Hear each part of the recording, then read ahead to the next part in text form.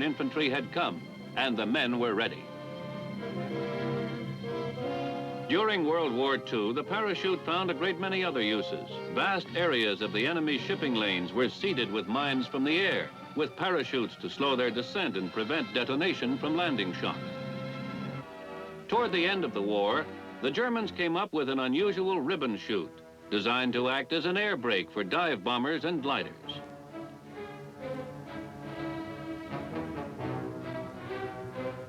The Russians continued their experimenting too. They worked out a complicated two-stage canopy which would bring their paratroopers down at greater speed. A smaller canopy slowed the fall for most of the descent, then a larger square-shaped canopy opened to cushion the final approach to the ground. It was interesting and it worked, but it never came into widespread use.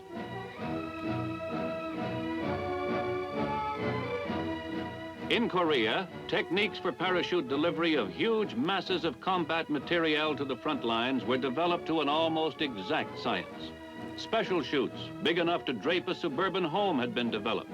Chutes big enough to handle jeeps, artillery, even light armor. The big nylon umbrellas had brought a great change in the concept of military supply. Tons of essential combat materiel could be delivered over distances that would have been out of the question in terms of land transport. The importance of the parachute in making possible this high-speed, large-scale delivery of materiel is virtually impossible to exaggerate. With the development of supersonic aircraft, parachute escape techniques had to change. The seat ejection parachute was about to come into being. Initial testing involved men as well as machines. Seat ejection would have to be swift, but not so swift that pilots could not bear the acceleration stresses. During World War II, the Nazis had worked on an ejection seat design, and captured German film showed us something of the problems they had encountered. We didn't intend for this kind of thing to happen with our design. So the testing, the designing, and refining went on. In the search for a way to give a pilot and his parachute a protective package, a self-ejecting package which would get him clear of a supersonic jet in a hurry and with safety.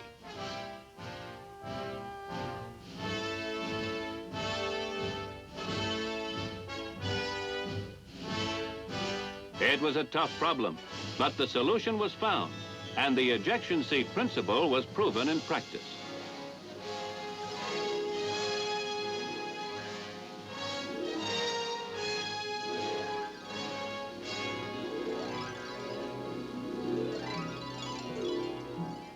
In still another way, the parachute has added a margin of safety to the flying of jet aircraft. Special braking chutes are standard equipment on many jets, giving pilots the ability to land safely on a much shorter runway than they could otherwise use.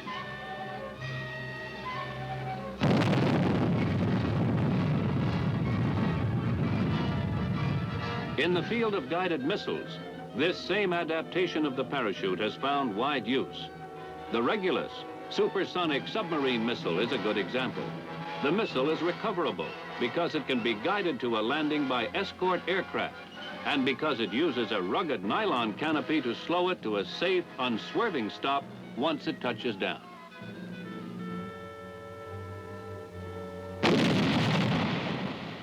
The Army's drone reconnaissance craft, controlled from the ground, can fly over enemy terrain, taking such detailed motion pictures as these for use by field commanders, and then return to base to be used again and again, because it carries its own recovery parachute to bring it and its cameras down gently.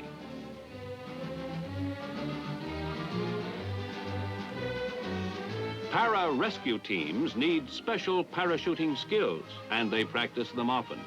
For instance, the right timing for slipping the harness in a water descent comes only with experience. Or take a jump over thick woods to battle a forest fire. A man needs know-how to land in the treetops and come out of it in one piece.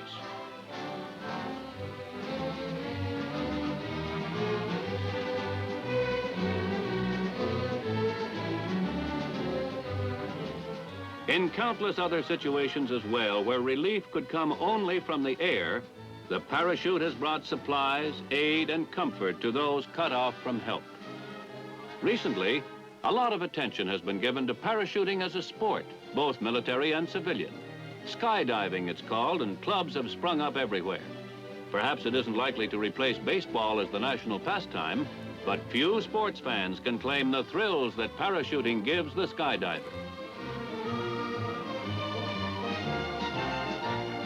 The parachute has truly come a long way from the early days of the barnstorming daredevils to its hundreds of uses in the world of today.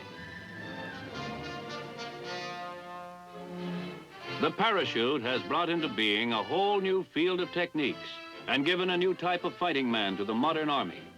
The airborne soldier of today must know everything that classic infantrymen had to know, and a great deal more.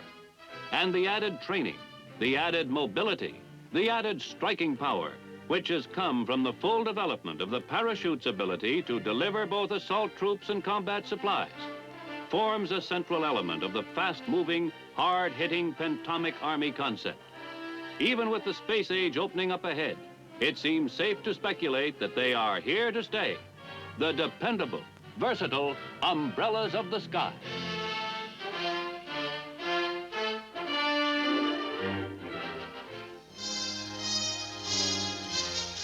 The Big Picture is an official report for the armed forces and the American people. Produced by the Army Pictorial Center. Presented by the Department of the Army in cooperation with this station.